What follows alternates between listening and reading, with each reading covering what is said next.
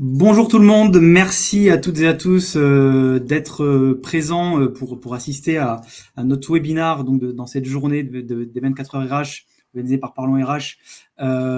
Donc avec moi-même et donc Laurent, on va avoir l'occasion de se présenter dans quelques secondes.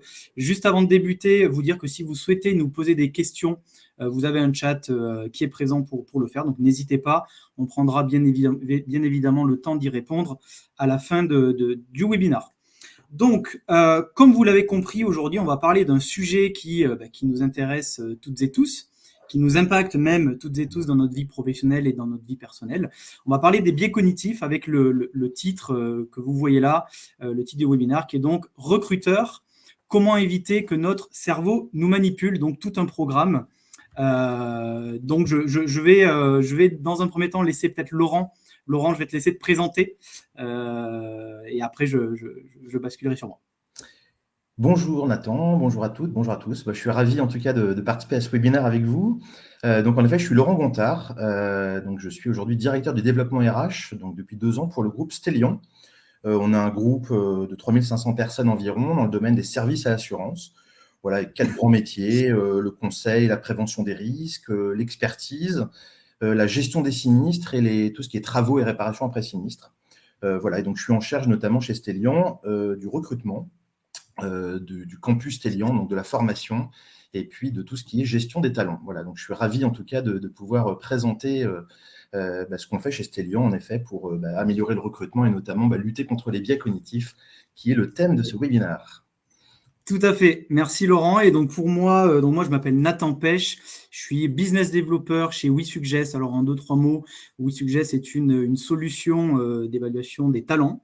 Et plus particulièrement, on évalue tout ce qui a trait aux soft skills, les compétences comportementales dans le cadre de recrutement avec, alors, trois sujets, vous aider à mieux évaluer vos candidats, vous aider à réduire justement l'impact des biais cognitifs. On arrive à boucler un peu la boucle et à vous faire gagner du temps dans vos recrutements. Donc, je suis également super content d'être en votre compagnie pour pouvoir parler des biais cognitifs aujourd'hui. Donc, au programme du jour, donc on a divisé ce webinaire en 4 parties. Dans un premier temps, on a trouvé important quand même de faire un petit point, avoir une définition commune avant de parler des biais cognitifs. Donc on s'arrêtera là-dessus et ensuite on fera un petit tour d'horizon des biais cognitifs existants. Alors, pas tous ceux qui sont existants, parce qu'il y en a énormément, mais on aura l'occasion de s'arrêter sur certains d'entre eux. Dans un second temps, on fera un focus des biais cognitifs dans le cadre d'un recrutement, parce que c'est un peu le thème du jour aussi. Une troisième partie qui là sera focalisée sur un retour d'expérience. Laurent nous parlera de la méthode Stellion pour détecter les biais cognitifs et les traiter finalement dans un processus de recrutement. Et à la fin, on terminera par une petite session questions-réponses. N'hésitez pas, si vous avez des questions, à nous en faire part. Donc, on va commencer effectivement par comprendre les biais décisionnels et donc les biais cognitifs. Comme je vous le disais, ça nous paraissait super important de commencer par définir ce qu'est finalement un biais cognitif, ce que sont les biais cognitifs. Pourquoi ? Parce qu'on a remarqué qu'on entendait un petit peu tout et son contraire lorsqu'on parlait du sujet. Donc voilà, on a pris une définition. Les biais cognitifs, qu'est-ce que c'est ? C'est des attitudes, des pensées, des croyances, fausses ou erronées, qui entraînent le sujet à percevoir les événements de façon inappropriée et à attribuer des significations négatives à leurs expériences. Donc, pour commencer, ce qui est important d'avoir en tête, c'est que lorsqu'on parle de biais cognitifs, faut comprendre que c'est vraiment une caractéristique qui nous est propre. C'est finalement des choses qui nous constituent, ça fait vraiment partie de nous. Ça va effectivement avoir un ou plusieurs impacts sur notre vie professionnelle. On va avoir l'occasion de le voir tout à l'heure, mais également sur notre vie personnelle. Donc ça, il faut en avoir conscience. De manière un peu plus concrète, lorsqu'on parle de biais cognitifs, comment est-ce que ça va s'articuler quotidiennement ? En fait, il faut savoir que quotidiennement, on est amené à traiter des centaines, des milliers d'informations dans une seule et même journée. Bien évidemment que ces informations-là, on n'a pas nécessairement le cas de les traiter toutes individuellement. Ce que je veux dire, c'est qu'on ne va pas s'asseoir sur une chaise ou un canapé pour se dire telle information, je vais agir de telle ou telle manière. Ça ne se passe pas comme ça. Ce qui va se passer, c'est qu'au vu du nombre d'informations qu'on doit traiter quotidiennement, en fait, notre cerveau, il va les traiter de manière automatique, instinctive. Et pour ce faire, il va se baser sur des éléments qui nous sont propres. Ça va être nos croyances, nos expériences, mais également nos connaissances. Donc, c'est un petit peu comme ça que les biais cognitifs, finalement, ils vont un petit peu s'articuler au sein de notre quotidien. Et c'est pour ça qu'il faut comprendre que ça fait vraiment partie de nous-mêmes. Alors, des biais cognitifs, il y en a énormément. Aujourd'hui, il y en a plus de 250 qui sont répertoriés, qui sont en tout cas connus. Il y a un codex des biais cognitifs que vous pouvez retrouver très facilement sur Internet si ça vous intéresse, qui répertorie tous les biais cognitifs qui sont existants. Faut savoir que quand on parle de biais cognitifs, ça peut avoir un aspect bien évidemment négatif, on va avoir l'occasion d'en reparler, mais ça peut aussi avoir un effet positif. C'est notamment la raison pour laquelle on est amené à prendre de mauvaises décisions, mais également on est aussi amené à prendre de bonnes décisions, et heureusement. Quand on parle également de biais cognitifs, on sait que c'est quelque chose de plutôt difficile à détecter et notamment de les contrôler. Pourquoi ? Parce que vouloir, finalement, surtout lorsqu'on se base en fait sur des données, des éléments objectifs, lorsqu'on veut les détecter et les contrôler, ça va finalement nous obliger à surpasser d'une certaine manière nos propres croyances, nos propres connaissances qu'on pense avoir potentiellement, et donc mécaniquement à faire quelque chose que l'humain n'aime pas trop généralement, en fait, c'est de se remettre en question. Et ça, c'est pas quelque chose de toujours simple. Alors, si je prends l'exemple d'un recrutement de manière très archaïque, très rapide, je sais pas, moi, je veux recruter un candidat, je suis persuadé que ce candidat-là, c'est le bon pour ce poste-là. Et dans ce cas-là, c'est pas toujours évident de se remettre en question, d'essayer d'aller creuser, d'avoir des garde-fous pour s'assurer que oui, c'est bien évidemment la bonne personne de ce côté-là. Donc, il faut vraiment accepter le fait qu'on soit vraiment sujet aux biais. Ils existent, ils font partie de nous, et c'est quelque chose qui disparaîtra pas. Ça ne peut pas disparaître. Donc, en avoir conscience pour pouvoir mieux les détecter et du coup mieux les contrôler. Donc maintenant, faisons un zoom sur les biais lorsqu'on parle de recrutement. Donc nous, on a délimité finalement, parce qu'on sait que les biais sont présents à chaque étape de process de recrutement, on a délimité 3 étapes. Alors, des étapes, il y en a peut-être plus, mais ce qu'on veut vous faire comprendre ici, c'est que les biais ne sont pas uniquement présents lors de l'entretien ou de la sélection des candidats. Ils sont également présents lors de la définition du poste. Et ça, c'est à partir du moment où vous écrivez votre fiche de poste, les biais cognitifs sont déjà présents finalement. Et les impacts, lorsqu'on parle des biais cognitifs, ils peuvent être très nombreux. Un des premiers impacts les plus connus, c'est le fait que ça peut nous amener à constituer une armée de clones. Pourquoi ? Parce que ça peut en fait nous amener à vouloir, généralement lorsqu'on recrute quelqu'un, on a tendance à vouloir recruter une personne dans laquelle on va plutôt se reconnaître, une personne qui nous ressemble, et dans ces cas-là, on va avoir moins tendance à se focaliser sur les compétences, ce qui est finalement le plus important. Donc c'est pour ça que lorsque on est amené à dire que le feeling et parfois l'intuition, ça peut du coup nous amener à recruter des clones parce qu'on va avoir tendance à recruter des personnes qui nous ressemblent à nous. Le deuxième impact, ça peut être l'augmentation de votre taux de turnover. Alors, encore une fois, le feeling peut vous amener à prendre des mauvaises décisions et ça peut être une source d'erreur. Et ces sources d'erreurs-là peuvent coûter très cher. Alors, en moyenne, ça dépend des postes, bien évidemment, mais un recrutement raté, ça peut varier entre 20 000 € et 150 000 €. Le troisième point, c'est que ça va favoriser la discrimination à l'embauche. Alors pourquoi ? Il y a un vrai risque éthique. Nous, on avait réalisé une étude en fait chez WeSuggest en mars dernier auprès de 876 candidats, dans laquelle en fait on avait vu que 80% des répondants avaient déjà eu l'impression que le recruteur, il avait en fait pris sa décision seulement au bout de quelques secondes ou de quelques minutes. Donc ça veut vraiment dire qu'il y a un vrai impact des biais cognitifs dans notre prise de décision dès le début même de l'échange avec le candidat. Et le dernier point, donc le dernier impact qu'on a déterminé ici, c'est que ça va favoriser une perte de confiance envers les RH. Donc ça, c'est un peu la conséquence de tous les éléments que je viens d'évoquer. Donc ça va mécaniquement avoir un impact sur votre marque employeur et de manière un peu plus globale sur l'image des recruteurs et du recrutement. Donc, ce que je vous propose, c'est que je vais laisser maintenant la main à Laurent qui va avoir l'occasion de nous présenter certains biais cognitifs auxquels il a déjà été confronté. Donc, Laurent, je te laisse la main sur la suite. Merci Nathan. En effet, moi je me suis bien amusé en fait à préparer notamment cette partie du webinaire sur les biais parce que c'était l'occasion d'un échange aussi avec mes chargés de recrutement où on a essayé d'identifier à la fois les biais qu'on pouvait avoir nous, recruteurs, et puis également identifier les biais que certains de nos managers recruteurs, on les appelle comme ça chez nous, chez Stellion, les managers recruteurs, peuvent avoir également tout au long de ce processus de recrutement. Alors, on en a identifié 5 ou 6 plus exactement. Qu'on met alors sur la slide, c'est assez théorique, mais je vais essayer de vous les expliquer. Le premier biais qu'on voit très souvent, notamment chez nos managers, c'est ce qu'on appelle le biais de la première impression ou l'effet de primauté. C'est-à-dire qu'on a très souvent, moi je remarque beaucoup de managers qui nous disent ou qui tirent des conclusions très rapides de la première impression qu'ils se font d'un candidat, de la manière dont le candidat est. Alors, quand un candidat, par exemple, a eu 2 minutes de retard, ou quand la manière dont le candidat a serré la main du manager, ou s'est présenté, ses premiers mots, etc. Et ça, il y a des études psychologiques qui ont démontré que la première impression se réalise, enfin, il nous faut très peu de temps, quelques millièmes de seconde pour, en tout cas, développer une première impression sur quelqu'un. Et c'est extrêmement compliqué de changer cette première impression, finalement. Et donc, Et voilà un d'ailleurs, premier biais. Laurent, Ouais. je me permets, c'est un peu la même chose sur un CV finalement. On va Oui, tout faire à fait, rapidement oui, le exactement, oui, tout à fait. Ouais, ouais. On a cette première impression, enfin, la première chose qui nous saute aux yeux et qui va nous rester en tête finalement. Voilà, donc c'est un biais en tout cas qui existe et qui peut empêcher parfois, parce que finalement, quelle est la limite du biais? C'est qu'on ne va pas suffisamment derrière approfondir, on ne va pas suffisamment chercher à aller plus loin dans l'échange avec le candidat, puisqu'on va rester avec ce premier biais qui peut être d'ailleurs positif ou négatif. Le deuxième biais voilà, qu'on a pu identifier, c'est ce qu'on appelle le biais de cadrage. Dans le biais de cadrage, c'est, et là je pense que peut-être certains d'entre vous se reconnaîtront dans ce biais-là, on peut avoir un certain nombre de préjugés sur des éléments de contexte, sur le CV, sur le parcours du candidat.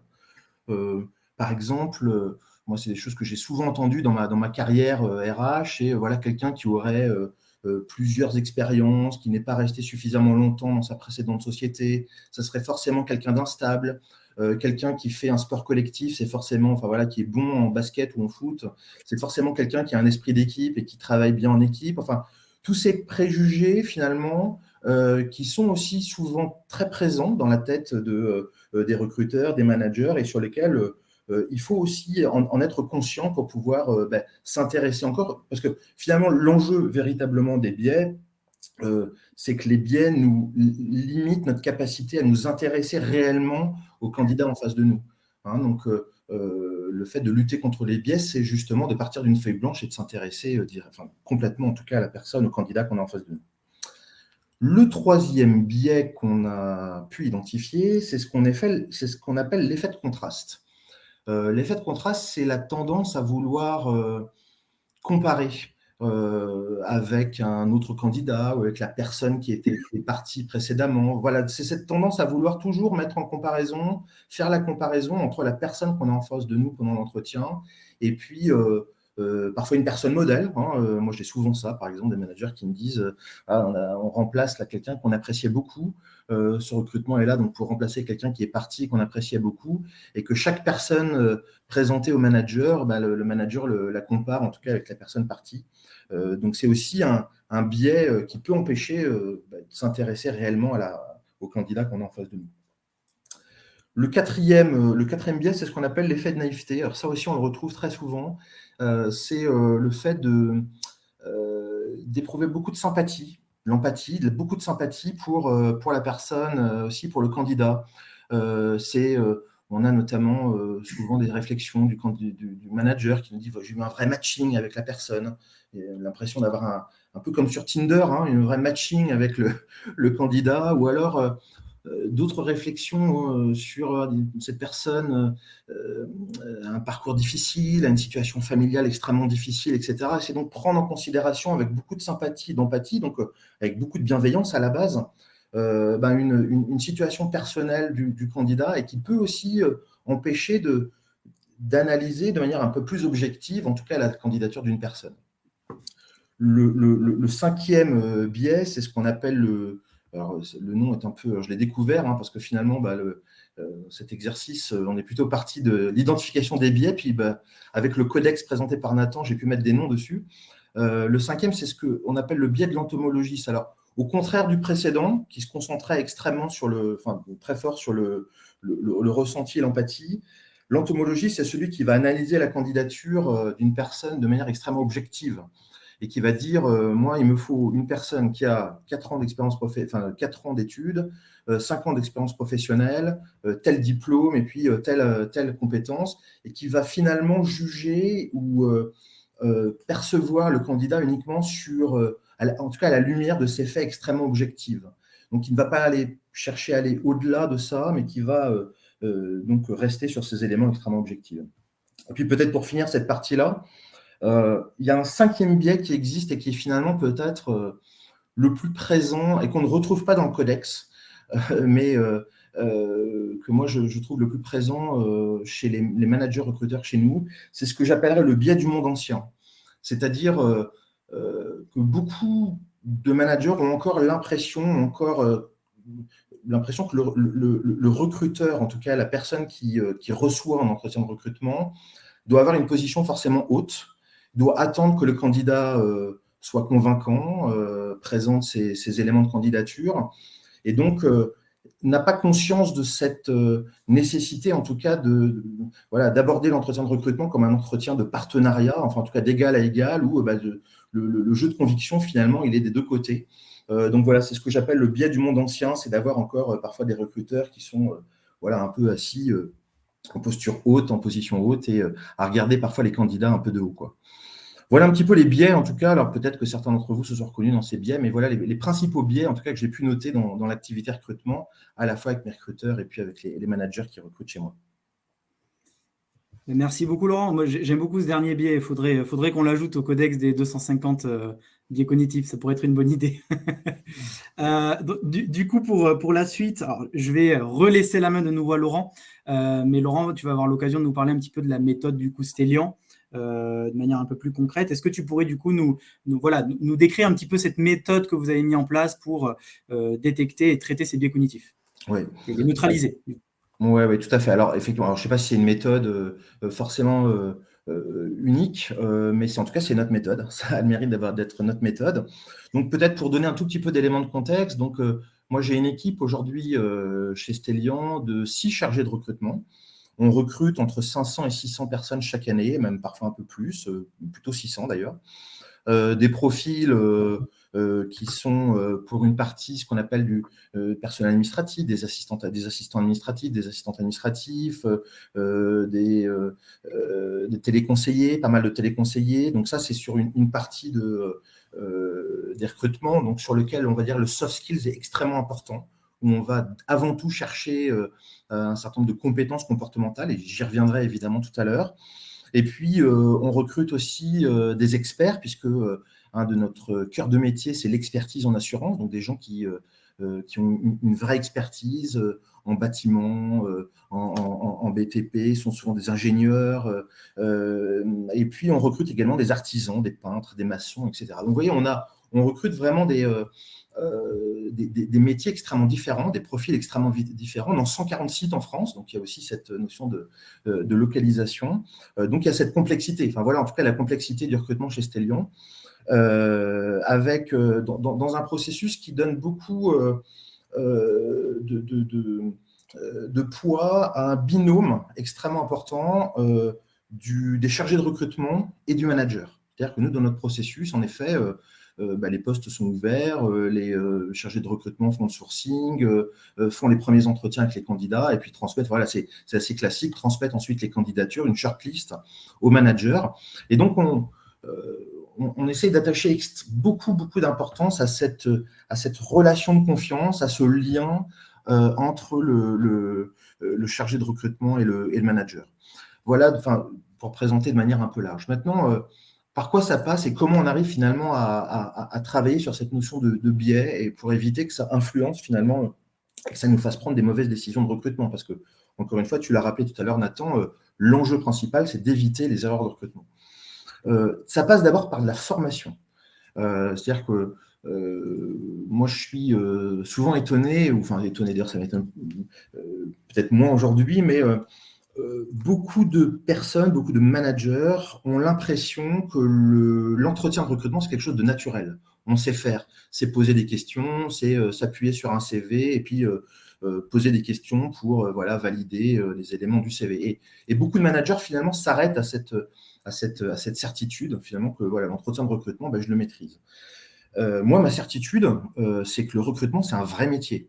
Que être recruteur, être chargé de recrutement, c'est mobiliser des compétences qui sont propres, et en tout cas, c'est avoir des vraies compétences de recrutement. Donc, dans un premier temps, il y a une première chose, c'est déjà que je recrute des chargés de recrutement qui sont super bons, qui sont super professionnels. Donc ça, c'est une première chose, c'est déjà bien s'entourer avec des gens qui sont brillants. Et c'est surtout former les personnes qui sont impliquées dans le processus de recrutement.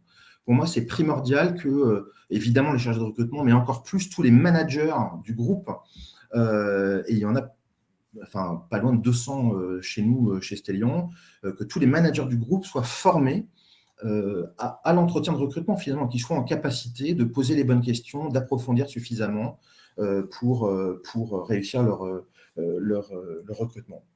Alors, ces formations qu'on organise régulièrement, qui sont généralement co-animées avec un chargé de recrutement et moi, sur généralement une journée qui réunit donc plusieurs managers sur un même site, comprennent en fait 5 grands points.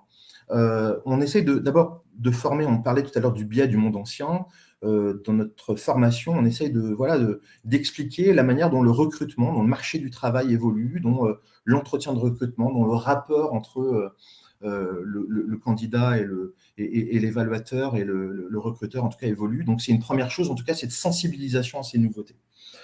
Si on va un petit peu plus loin maintenant sur la notion notamment de biais, le deuxième point de la formation, c'est de sensibiliser les managers à sujet de la discrimination, puisque très souvent, on peut se rendre compte que voilà, il y a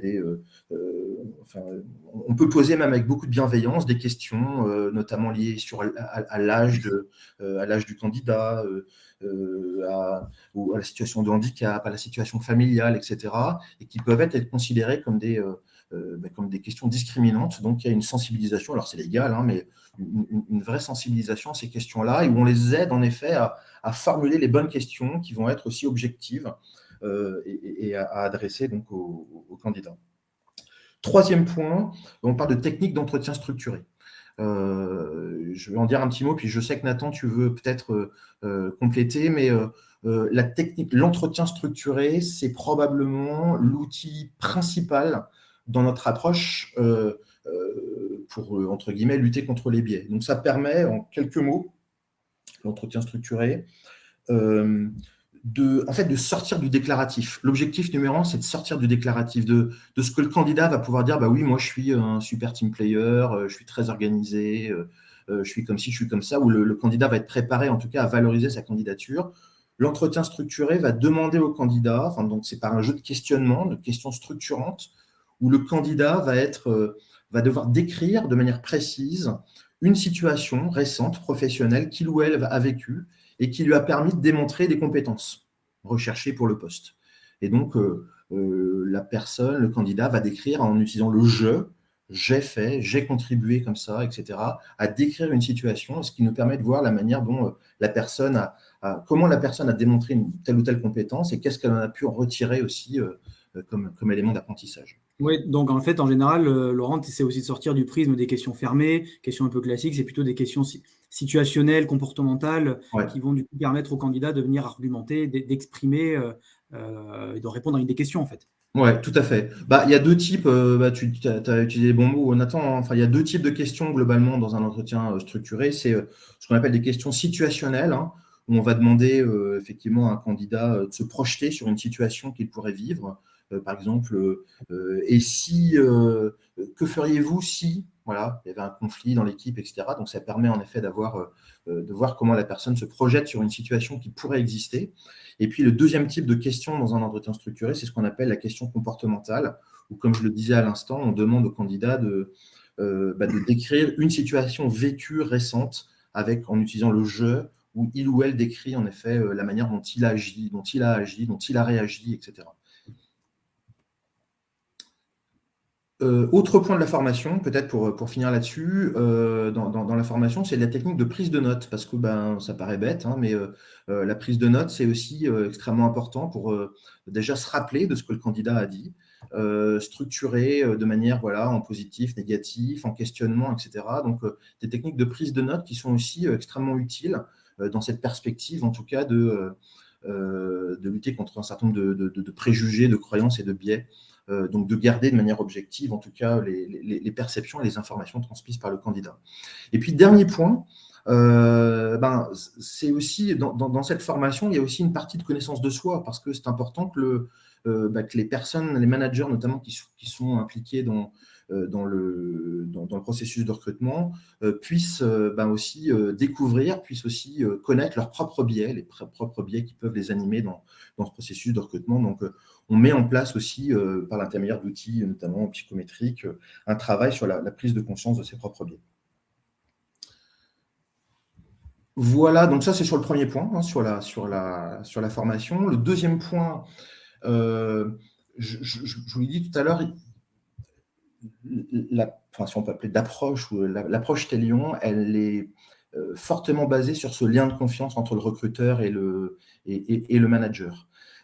Et ce lien de confiance, cette relation entre le manager et le recruteur, elle peut se voir dans 3 situations bien précises. Notamment le brief. Lorsque le poste est ouvert, on organise de manière classique un brief pour que le chargé de recrutement puisse comprendre en effet les éléments importants du poste, à la fois les caractéristiques techniques, les éléments évidemment liés à l'expérience, etc. En tout cas, tout le kit classique d'un brief de recrutement. Et là, je vais parler en effet de WeSuggest, puisque nous, on est évidemment clients de WeSuggest, et c'est un outil extrêmement performant, à mon sens, pour favoriser l'entretien, pour favoriser l'échange et le niveau de confiance entre le manager et le recruteur. C'est-à-dire qu'à travers WeSuggest, les 2 acteurs, le manager et le recruteur, vont pouvoir identifier les compétences comportementales, les soft skills clés, les 4-5, on essaie de se limiter à les 5-6 maximum, compétences comportementales clés qui vont être extrêmement importantes en tout cas qu'on va aller chercher, chez les candidats. Hein, donc, ce questionnement, ça, je trouve que ça donne beaucoup de valeur ajoutée déjà à mes chargés de recrutement, qui peuvent challenger les managers dans la définition, en tout cas très précise et objective des compétences comportementales. Voilà, donc, pendant ce brief, donc, le manager et le recruteur donc, définissent ces compétences comportementales, et puis, en effet, et alors, ils définissent aussi une autre chose, ce sont les questions.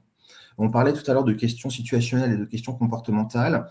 Pendant le brief, au-delà des compétences et des attributs, le manager et le recruteur préparent le set de questions, puisque l'objectif, c'est le titre de la slide quand on dit uniformiser, c'est qu'on souhaite uniformiser les questions qu'on va poser aux candidats. C'est-à-dire que pour le même poste, globalement, les questions doivent être les mêmes qui seront posées aux candidats, et c'est ce qui va nous permettre justement déjà de lutter contre la discrimination, et puis de s'assurer que finalement la manière dont on va étudier, dont on va analyser une candidature va être la même en fonction des candidats. Donc voilà, dans ce brief, on a la définition des critères et puis la préparation des questions. Pendant l'entretien, j'en ai parlé, donc toutes ces questions, et puis je ne vais pas revenir dessus, mais l'utilisation de l'entretien structuré, c'est à la base de notre approche. Et puis peut-être un dernier mot sur le débrief, où on organise aussi des débriefs entre le manager et le recruteur, qui va être basé où on va demander à chacun de noter les compétences sur une échelle de 1 à 10, donc les différents critères qui ont été identifiés en amont, on va leur demander de les noter sur 1 à 10, et ça, en effet, ça stimule derrière un entretien et un échange. Voilà.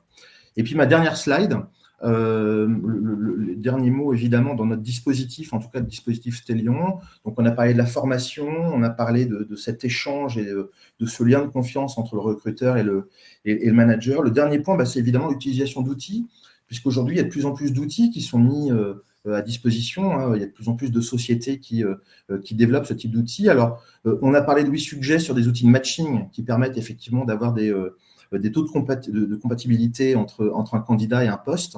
Donc ça, c'est effectivement extrêmement utile pour nous, pour compléter. Alors, évidemment, on ne se base pas à 100% sur les résultats de ces tests-là, mais c'est un outil d'aide à la décision. Il faut bien le prendre comme ça. C'est bien un outil qui nous permet de nous aider à prendre des décisions. On a des outils aussi de sourcing.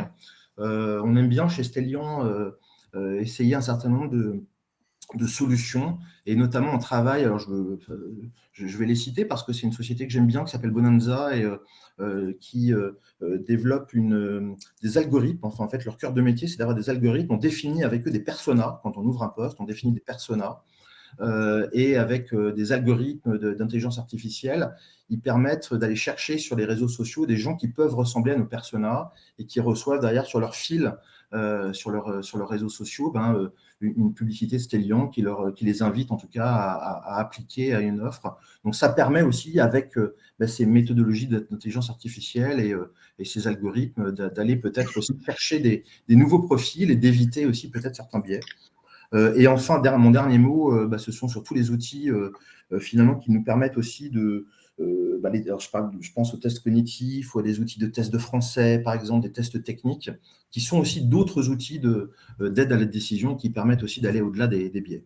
Voilà un petit peu la recette chez Stellion dans ce cadre des biais cognitifs. Nathan, si tu veux compléter de ton côté. Non, mais c'est super intéressant, franchement. Je pense que tu as tout dit. Moi, ce que je vous propose maintenant, c'est de faire un petit résumé de tout ce qui a été dit durant ce webinaire. Donc, nous, on a déterminé 6 points. Ça pourrait être plus. Mais le premier, c'est que, effectivement, les erreurs en recrutement, ça coûte cher. On avait donné une fourchette tout à l'heure. Ça peut coûter jusqu'à 150 000 euros. Ça va bien évidemment dépendre du poste. Mais du coup, se fier uniquement, finalement, à sa première impression, à son feeling, à son intuition, de manière générale, ça va vous amener à faire des erreurs et donc ça peut vous coûter cher. Le deuxième point, c'est que les biais ils sont finalement présents à toutes les étapes du recrutement. On en a parlé, définition du poste, création de fiche de poste, entretien avec le candidat. On a vu tous les biais cognitifs qu'on a détaillés tout à l'heure. Et même lors de l'évaluation, on est vraiment assujetti finalement aux biais cognitifs. Il faut donc en avoir conscience. Laurent, tu l'as très bien dit tout à l'heure.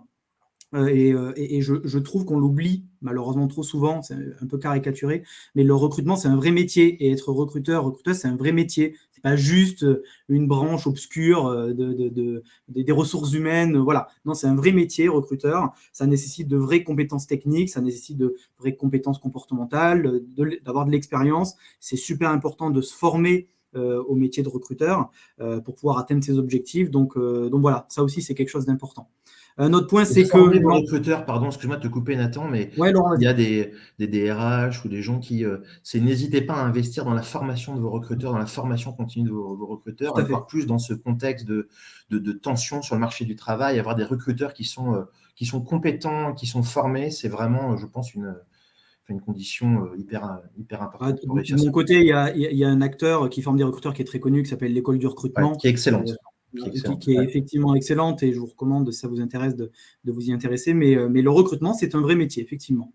Le quatrième point, c'est que l'entretien structuré, il est selon nous en tout cas, et selon Laurent, tu l'as très bien expliqué, c'est essentiel pour vous permettre finalement de comparer vos candidats sur une base commune et d'éviter du coup de partir dans des processus qui soient des processus de sélection qui soient discriminants. Un autre point, c'est que c'est important d'objectiver finalement vos prises de décision en se basant sur des outils. Et quand on se dit qu'il faut se baser sur des outils, ça ne veut pas dire que l'outil doit remplacer la personne. Et d'ailleurs, ce n'est jamais le cas. Un outil, c'est vraiment là finalement pour vous fournir des éléments, des clés, des données qui soient les plus objectives possibles, sur lesquelles vous, derrière, vous allez pouvoir vous appuyer pour, d'un côté, avoir peut-être des meilleurs échanges avec vos candidats, des meilleurs débriefs et des meilleures analyses, des meilleurs débriefs avec vos managers et des analyses qui sont un peu plus qualitatives, et donc, in fine, de prendre les meilleures décisions possibles.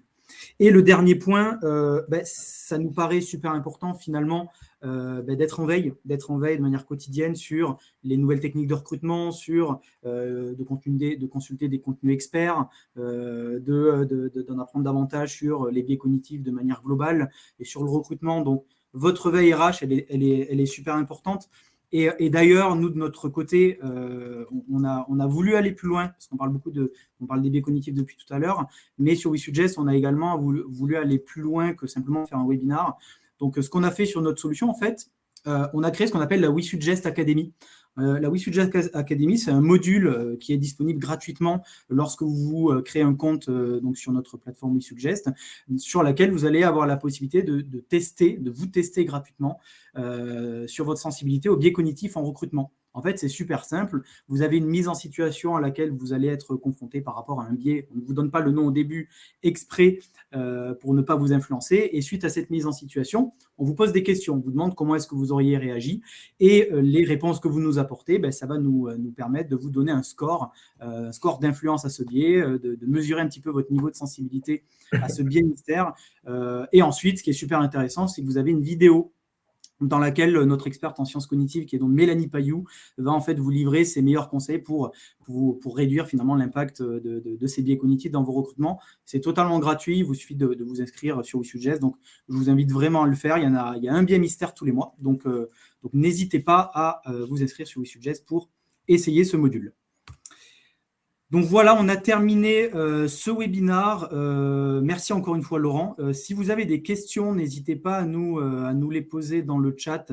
On va bien évidemment essayer d'y répondre du mieux que possible.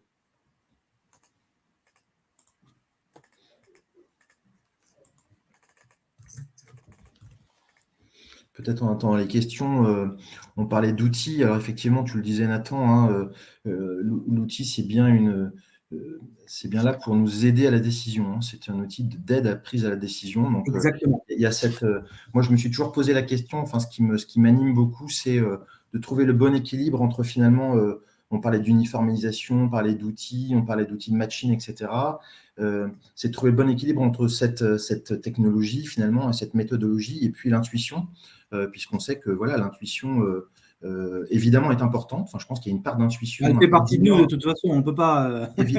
Évidemment. Mais qu'il faut prouver qu'aujourd'hui, on ne peut pas uniquement compter sur son intuition. Et c'est souvent, quand on parlait des biais, souvent rencontrés chez les recruteurs, c'est souvent des gens qui disent « Moi, je connais tellement l'humain, j'arrive tellement facilement à lire… entre les lignes et à comprendre parfaitement comment la personne se comporte. » Donc, c'est aussi un biais. Hein. Et justement, de mettre en place de la méthode, de l'entretien structuré, de l'outil, ça permet justement d'adoucir, on va dire, et cette confiance en l'intuition, qui peut parfois être excessive chez certains recruteurs. C'est une question de Michel. Se connaître soi-même, c'est une chose bien difficile. Faut-il l'appui d'un psy pour garantir l'honnêteté de nos prises de conscience? Je sais pas, Laurent, si tu veux répondre là-dessus, sinon… Alors, probablement pas d'un psy. Je pense pas que pas d'un psy, effectivement. Pour se développer, alors ça dépend quelle la profondeur de connaissance de vous-même vous voulez avoir. Mais je pense que dans la connaissance de soi, il existe déjà des tests psychométriques, des tests de personnalité, etc., qui nous permettent de développer cette connaissance de soi. C'est aussi à travers les formations, c'est déjà la capacité à se poser des questions, à demander du feedback. Moi, je pense que la connaissance de soi aussi, elle va bien sûr beaucoup par notre capacité à aller demander du feedback aux personnes qui nous entourent. Et que, alors non, alors évidemment, vous pouvez aller voir des psys, mais on peut aussi développer de manière sérieuse et assez approfondie la connaissance de soi, justement par une ouverture et puis l'utilisation de certains outils.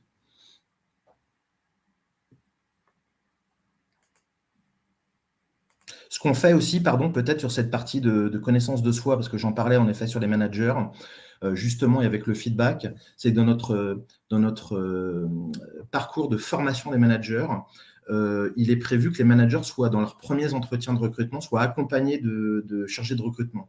Et les chargés de recrutement, donc, ils sont en lead de l'entretien, et les chargés de recrutement, comme des mentors un peu, s'assurent derrière de leur donner des feedbacks sur ce qu'ils ont bien fait, sur ce qu'ils ont moins bien fait pendant l'entretien de recrutement. Donc, ça fait partie du système de formation aussi. Donc, c'est à la fois une formation en salle et en même temps un accompagnement sur les premiers recrutements. Il y a une autre question, c'était recruter plus humainement sur la base de l'IA, est-ce que c'est compatible?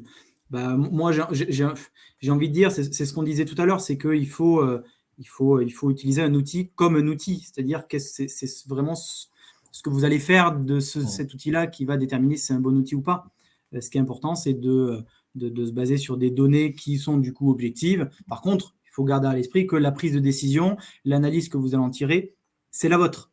Et donc, c'est pour ça qu'un outil ne va jamais se se soustraire ou va remplacer un humain. Enfin, en tout cas, c'est mon avis, Laurent. Je ne sais pas si… Oui, tout à fait. Pour moi, la question, c'est pas forcément compatible, c'est complémentaire, je pense, le mot. C'est Exactement. complémentaire. Et chacun a un niveau d'importance égal. Égal. En tout cas, il ne faut pas sous-estimer un des critères. Je pense qu'aujourd'hui, on ne peut plus recruter uniquement à l'instinct ou à l'intuition. Enfin, c'est le recrutement uniquement basé sur l'intuition. Justement, on se rend compte que ça peut plus marcher, à cause notamment de cette question de biais aussi, mais qu'on ne peut évidemment pas. Enfin, moi, j'ai du mal à imaginer dans ma société tout faire reposer tous mes recrutements sur la machine et sur des machines, qui vont matcher des postes avec des candidats. Donc, c'est bien aujourd'hui complémentaire. Et encore une fois, je pense que c'est quelque chose sur lequel j'ai plutôt insisté pendant le webinaire. La formation des recruteurs, la formation des managers, la qualité humaine, etc., restera aujourd'hui primordiale. Mais si la technologie est là, utilisons la technologie aussi pour nous aider justement à prendre les bonnes décisions. Célia pose une question super intéressante. Le CV constitue-t-il en lui-même une façon de nous biaiser ? C'est une excellente question. Le CV, en effet… Effectivement, tout à l'heure, je l'ai dit à demi-mot, d'ailleurs, j'avais ajouté, je dis finalement, on parle beaucoup de quand on rencontre un candidat pour la première fois, on lui serre la main, le regard, la posture, ça peut nous influencer, mais un CV, ça peut aussi effectivement avoir une influence sur notre perception d'un individu qu'on va être amené à rencontrer. Ouais. Ou un CV, on va le choisir lui par rapport à un autre. Ouais, alors ça c'est vrai, hein. Alors, ça pouvait être aussi un autre biais que j'aurais pu identifier. Le CV super bien fait, bien écrit, clair, etc., et qui va être peut-être valorisé par rapport à un CV peut-être moins bien écrit ou plus long, etc. Donc ça peut être un biais. Alors, et puis en effet, dans le CV, on sait très bien qu'on peut… que les gens peuvent mettre finalement un petit peu ce qu'ils veulent. Et c'est pour ça, et d'où l'importance aussi de l'entretien structuré. Et l'entretien, on revient toujours à cette question d'entretien structuré qui va nous permettre d'aller au-delà du CV et puis pour mieux comprendre la manière dont la personne fonctionne.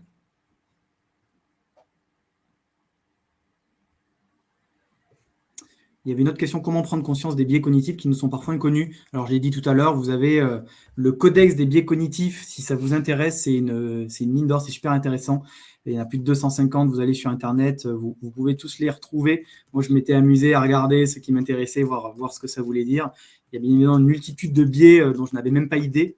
Donc, allez regarder ça, allez vous tester sur notre module. Vous allez également découvrir des biais, vous allez pouvoir tester votre sensibilité à ces biais-là.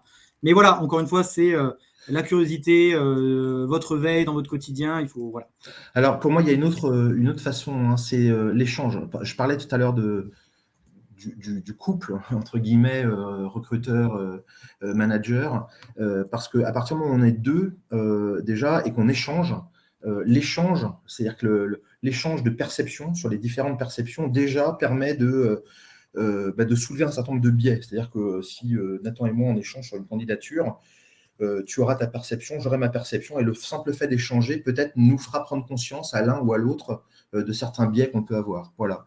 Donc, et puis, j'encourage en effet, tu disais, Nathan, moi je l'ai fait aussi, c'est plutôt sympa, là, le test pour découvrir ces biais là, sur WeSuggest, ça permet aussi déjà de prendre une conscience un peu de ce qui peut nous retenir, nous freiner, ou au contraire nos points forts hein, aussi dans la manière dont on recrute et dont on pose des questions dans un entretien de recrutement. Charles, proposez-vous ce type de test soft skills à toutes les typologies de candidats? Le fait de répondre à ces tests en tant que candidat, alors que l'on connaît l'enjeu en bout de course, ne crée-t-il pas un nouveau biais, celui de l'effet de halo? Alors nous, sur WeSuggest, ce qu'on propose effectivement, c'est de pouvoir en fait sélectionner des compétences que vous voulez évaluer chez vos candidats, et en fonction des compétences que vous choisissez, on va envoyer des questionnaires bien définis aux candidats. Donc en fait, on adapte les questionnaires qu'on envoie en fonction des compétences choisies. Ça, c'est pour la première question. Et ensuite, du coup, Charles nous parle de l'effet de halo. Ouais, l'effet de halo, c'est de vouloir uniquement, baser finalement sa décision et de se concentrer uniquement sur les résultats de ce test et finalement d'occulter toutes les autres informations. Je pense que ma connaissance, c'était ça le halo, hein, c'était cet effet d'aveuglement par rapport à par un seul critère. Donc, encore une fois, non, puisque on essayait d'expliquer qu'il y avait que ces outils constituaient finalement une partie des outils de recrutement, enfin une partie du processus de recrutement, et qu'il était en lien, en effet, avec les entretiens également. Voilà, on n'utilisait pas uniquement l'outil psychométrique, en tout cas pour prendre la décision du recrutement.